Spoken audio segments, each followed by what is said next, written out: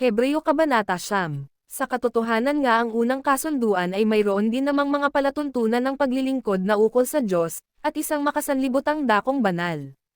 Pagkat may isang tabernakulong ginawa, ang una, kung saan ay naroon ang kandelero, at ang hapag, at ang tinapay na handog, na ito ay tinatawag na dakong banal.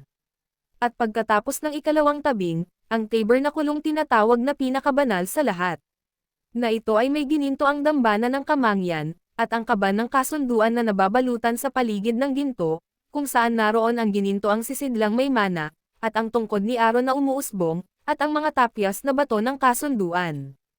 At sa ibabaw nito ay ang mga kerubin ng kaluwalhatian na nilililiman ang upuan ng awa, na tungkol dito ay hindi natin maaaring mapag-usapan ng isa-isa. Ngayon kapag ang mga bagay na ito ay naihanda na ng gayon, ang mga pari ay palaging pumaparoon sa unang tabernakulo, na tinutupad ang paglilingkod ng Diyos. Ngunit sa ikalawa ay pumaparoon ang mataas na pari ng nag-iisa bawat taon, na hindi walang dalang dugo, na inihandog niya patungkol sa kanyang sarili, at patungkol sa mga kamalian ng bayan. Ang banal na diwa ay nagpapahiwatig nito, na ang daan patungo sa pinakabanal sa lahat ay hindi pa inilantad, habang ang unang tabernakulo ay nakatayo pa. Na ito ay isang kahawig noon ukol sa panahong kasalukuyan, na doon ay inihandog kapwa ang mga kaloob at mga hain, na hindi makapagpasakdal sa kanya na gumawa ng paglilingkod, gaya ng tungkol sa budi. Na ito ay tumayo lamang sa mga pagkain at mga inumin, at iba't ibang mga paghuhugas, at mga palatuntunang ayon sa laman, na iniatang sa kanila hanggang sa panahon ng pagsasaayos. Ngunit si Kristo na dumating bilang isang mataas na pari ng mabubuting bagay na darating, sa pamamagitan ng isang mas dakila at mas sakdal na tabernakulo, na hindi ginawa ng mga kamay, iyon ay kung sasabihin ay, hindi mula sa gusaling ito.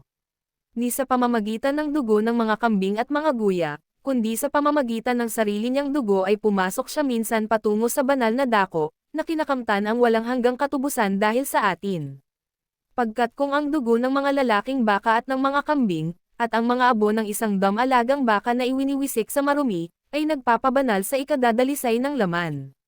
Gaano pa kaya lalo ang dugo ni Kristo, na sa pamamagitan ng walang hanggang espiritu ay naghandog ng kanyang sarili na walang batik sa Diyos, ay maglilinis ng budi ninyo mula sa mga patay na gawa upang mapaglangkuran ang buhay na Diyos. At sa dahilang ito siya ang tagapamagitan ng bagong tipan, upang sa kaparaanan ng kamatayan, ukol sa katubusan ng mga paglabag na nasa ilalim ng unang tipan, silang tinatawag ay makatanggap ng pangako ng walang hanggang pamana. Pagkat kung saan may isang tipan, ay dapat mayroon ding pangangailangan ng kamatayan ng gumawa ng tipan. Pagkat ang isang tipan ay may bisa pagkatapos mamatay ng mga tao, sa ibang paraan ay wala itong lakas na anuman habang nabubuhay pa ang gumawa ng tipan. Kung saan maging ang unang tipan ay hindi inialay ng walang dugo. Pagkat nang si Moses ay nagsalita ng bawat alituntunten sa buong bayan ayon sa batas, ay kinuha niya ang dugo ng mga guya at ng mga kambing, na may tubig, at pulang lana, at isopo, at winisikan kapwa ang aklat, at ang buong bayan. Na nagsasabing, ito ang dugo ng tipan na iniutos ng Diyos sa inyo.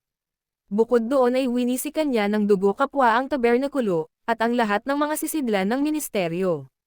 At halos lahat ng bagay sa pamamagitan ng batas ay nililinis ng dugo, at kung walang pagkabuhos ng dugo ay walang pagkakalag.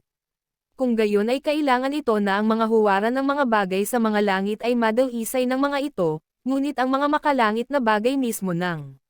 mas mabubuting mga hain kaysa sa mga ito, pagkat si Kristo ay hindi pumasok sa mga banal na dako na ginawa ng mga kamay, na mga kahawig ng totoo, kundi sa langit mismo, ngayon upang magpakita sa harapan ng Diyos dahil sa atin, ni kailangan niyang ihandog ang kanyang sarili ng malimit, gaya ng pagpasok ng mataas na pari sa banal na dako bawat taon na may dugo ng mga iba, pagkat kung magkagayon ay dapat siyang magdusa ng malimit simula pa sa pagkakatatag ng sanlibutan, ngunit ngayon minsan sa katapusan ng sanlibutan ay nagpakita na siya upang alisin ang kasalanan sa pamamagitan ng hain ng kanyang sarili, at kung paanong itinakda sa mga tao na mamatay na minsan, ngunit pagkatapos nito ay ang paghuhukom, sa gayon din ay minsang inihandog si Kristo upang dalhin ang mga kasalanan ng marami, at sa kanila na umaasam sa kanya ay magpapakita siya sa ikalawang pagkakataon na walang kasalanan sa ikaliligtas.